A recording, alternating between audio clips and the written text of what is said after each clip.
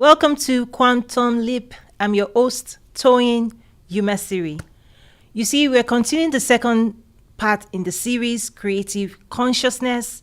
And today I want to talk about becoming the solution. Becoming the solution. You see, we've entered a new world where human needs, what humans demand, what humans desire, what humans want solutions for, it's evolving, it's emerging to be fresh, to be new. One of the things that is also happening is that how we want to do life, how we want to experience life is also expanding. Humans are evolving, humans are expanding, because in the last 50 plus years, right, we've created social structures that centralize power, that centralize resources, that centralizes solutions that humans come together to participate in. So educational systems, financial structures, governmental structures, religious centers, right? That humans have come to rely on, depend on, and so it emerged as some form of a codependent relationship. But as those structures start navigating the future of the world with AI and all of those things, with the workplace transforming, with governments transforming, with financial sector also transforming, all that humans know to be normal, to be stable, to be in place is now also in transformation. Also, typically, humans evolve. There are different developmental stages that family structures navigate, that individuals navigate, spiritual growth, emotional development, intellectual growth, behavioral science, all of that. So typically, as humans grow, a lot of the external structures become a supporting center where people can go in for comfort, for rest, for support, for resources, shopping, all of those things, right? So there's the personal growth, personal goals that humans have. There's the personal journey that humans are on.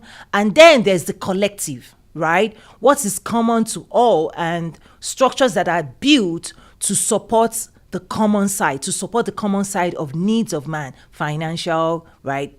Health, all of those things. Well, things are all now changing.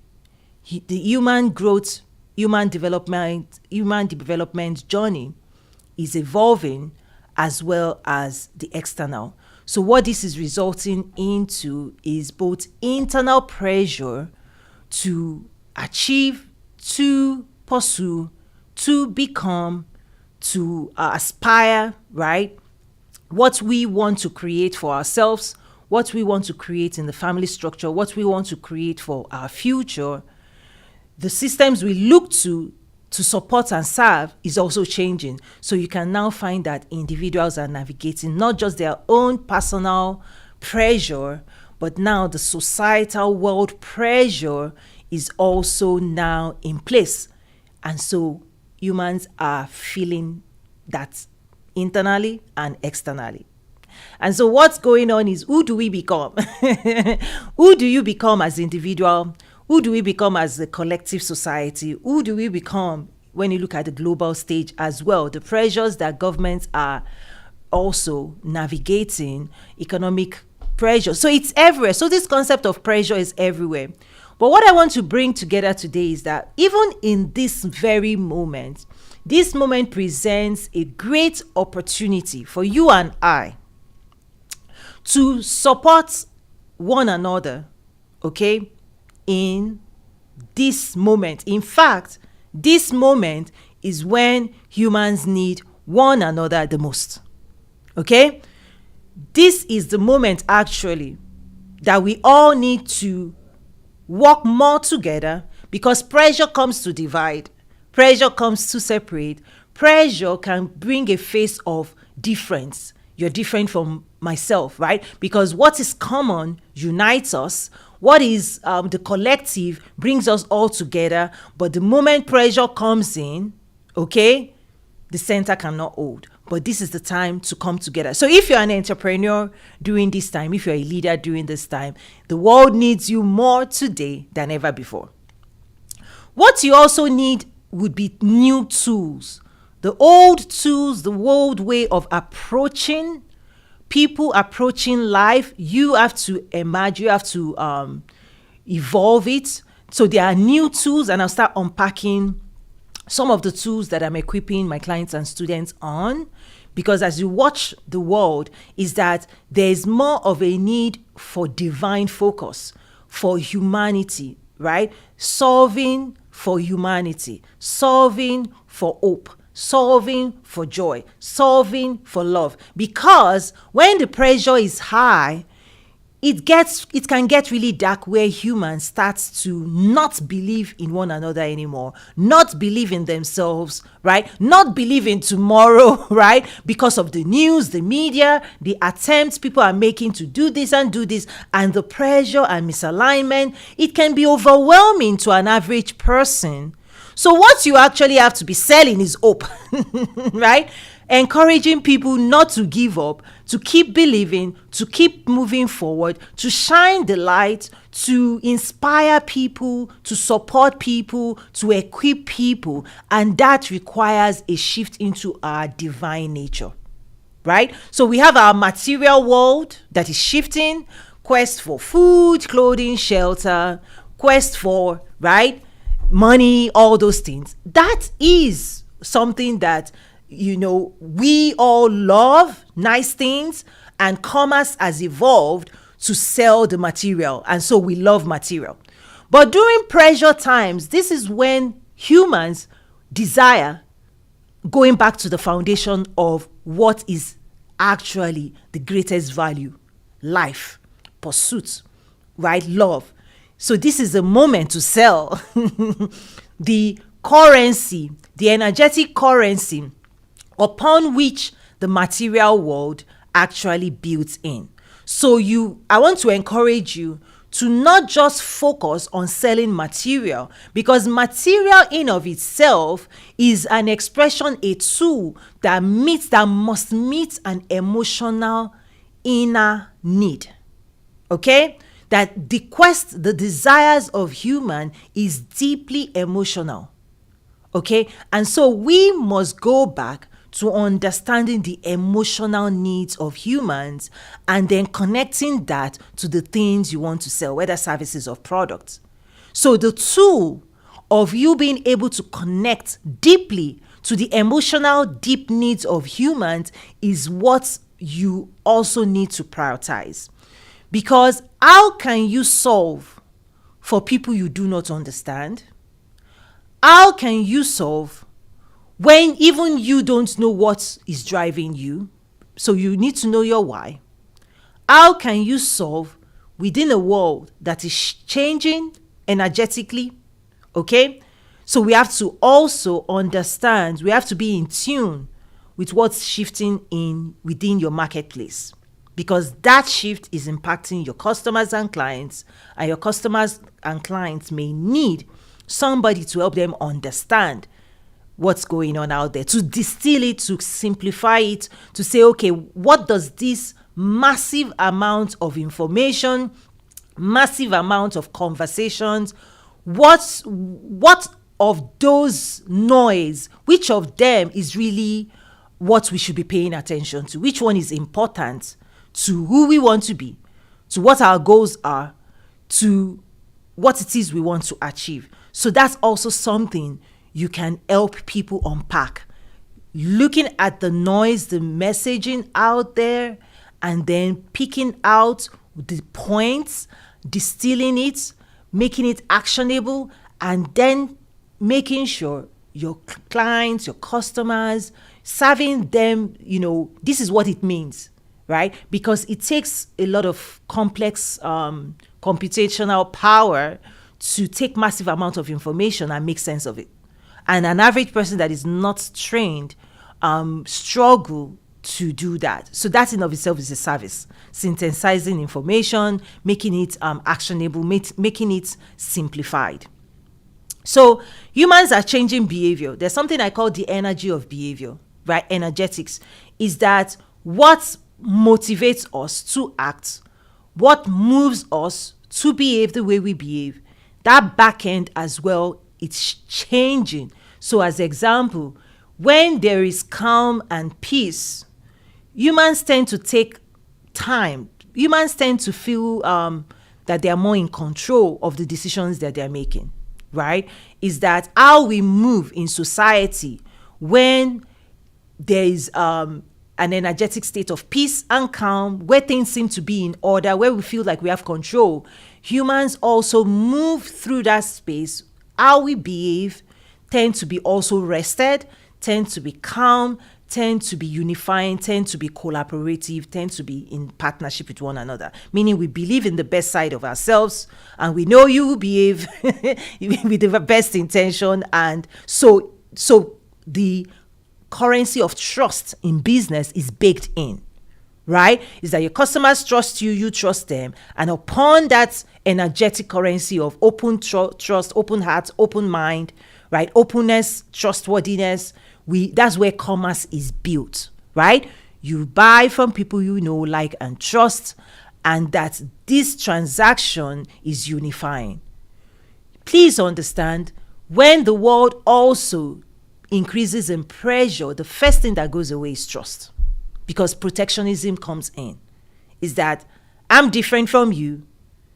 Skepticism moves in. Whenever you see somebody attempts to do something, the human mind goes, do I believe, the human mind starts processing negativity before positivity. When there is peace, we tend to have high positivity, high expectation that the other person will do the best thing. When pressure is high, protection, we have to guard. We guard our hearts, we guard our being. So why am I saying this? I want you as a business owner, as an entrepreneur, as a leader, one of the first things you have to do is let people lower their guard. Let people trust you. And one way of doing that is listening. It's the easiest way of building trust. Is, do you have enough time to listen to other people? Just listen. Don't try, because the moment you try to prescribe a solution before you have listened, the person is like, you're giving me a solution that may be somebody else, because we want uniqueness, we want attention, we want to be treated as individuals in this moment. So even when you have the answer as the expert, do something. Spend time to listen. You might learn something, and ultimately the person feels heard, seen, respected, and you've earned their trust. Okay? So energy of behavior is that when people don't feel heard, when people don't feel seen, when people don't feel respected or held in their own space, well, they might guard their hearts, and you want to sell, you want to serve. You cannot serve people who do not trust you. Right? They're not going to receive. People won't receive, even if it's the best thing in the world. So you have to prioritize, bake that into your work. Don't make assumption in this environment that people know who you are, or that they trust you, or that they're going to listen to you. So bake it into actually you first listen before you say they should listen to you. So in that way, you can actually influence the energy of people's behavior by just allowing them to empty, and the questions that people are carrying around, give them a space to spread, to share it, because after that is expressed, what comes next is, now what was it? What did you want me to know again? So make room for that, for people to share what's on their mind, because that allows them to listen to you. Okay? Because you want to know, what do they want, right? What do they need? And then share how you can serve them and help them on that journey. Okay? And then in wrapping up, I want to explain something that is also within the human design that is a huge desire now. And then making sure you serve that is important. Even in my school, I've baked in a lot of programming around this as well. So humans today are looking for 3 major things. Okay? Number 1, they're looking for freedom, inner freedom, because there's this feeling that many people have that something is holding them back, right? that something is stopping them from being divinely expressed. And this is a part of humans that has been suppressed, right? Expression of your divine nature.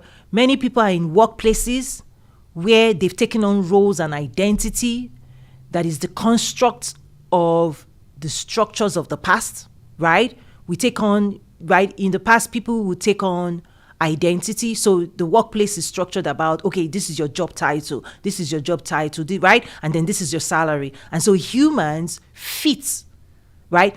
There's this old world where humans, in order to participate with the structures, had to take on a role, had to take on an identity, had to shape and mold themselves to fit in to the expectations of the requirements of the job, requirements of the boss, requirements of the company, requirements of the society, requirements of the government, requirements of, right? So humans are coming from a place where they've always had to change or suppress parts of them and only bring the parts that they are being paid for. And you're going to see this major cry within people to say, I want to bring my whole self to work. If I'm going to spend this much hours here, if I'm going to spend life here, if I'm going to bring my energy, I want to bring more energy. I want to unpack, right? I want to express more of my creativity, more of my opinion, more of my thoughts, right? Whereas before, those hierarchy, this conversation of it's above your pay grade, that's not your responsibility, that is something humans are coming against, right? You can see that expression. The new generation is coming to the workplace. They don't want to be tamed. They're like, this is me, right? And they're expressing, right? It's an interesting thing to watch out for, because the previous generations were tamed, dress a certain way, look a certain way, speak a certain way, and then fit into the workplace. There's a generation that say, no, I'm not fitting in. I'm going to come here. I'm going to unpack myself. My table is going to be this way. I'm going to bring food, lunch. I'm going to dance. I'm going to do everything. So just watch out for humans not being willing to be suppressed. They want to be expressed. They want to come into a workplace that is created for real people, real humans, not humans who hide parts of them and then express only the side that they think the society wants to see. You have to understand that as the workplace is shifting, as the marketplace is shifting, is that you are having a world that wants to dance, rightly so, meaning wants to experience emotional, right? This emotional expression.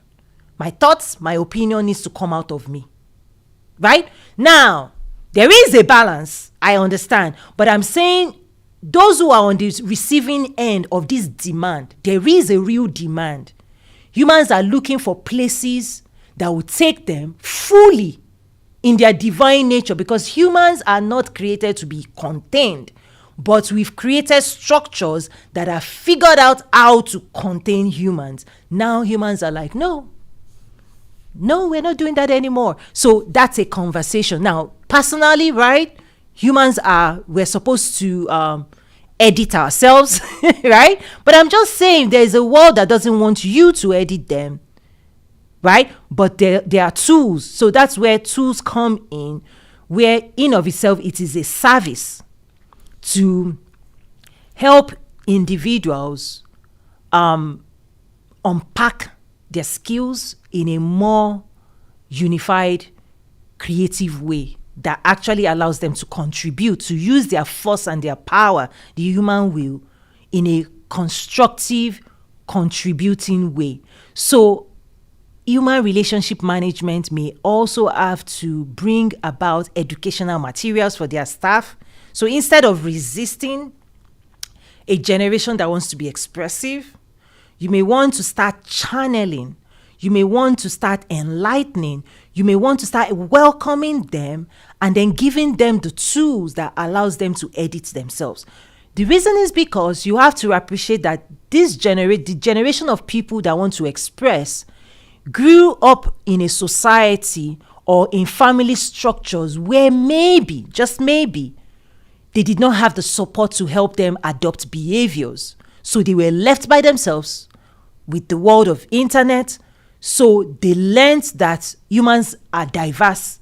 And so this is an opportunity in a way for us to equip a new generation of people more in a gamified way, embracing it, not resisting it, and then providing services actually that allows humans to be self-aware and then to self-edit and then to adopt behaviors that will fulfill their own personal desires. There's a space there. The second thing that humans are demanding high, right, in need of is under this bracket of healing. Okay? And I call it the quest to understand what has been turned off. Right? Is that what do I need to turn on? Right? Is that healing is bringing you back to your old self.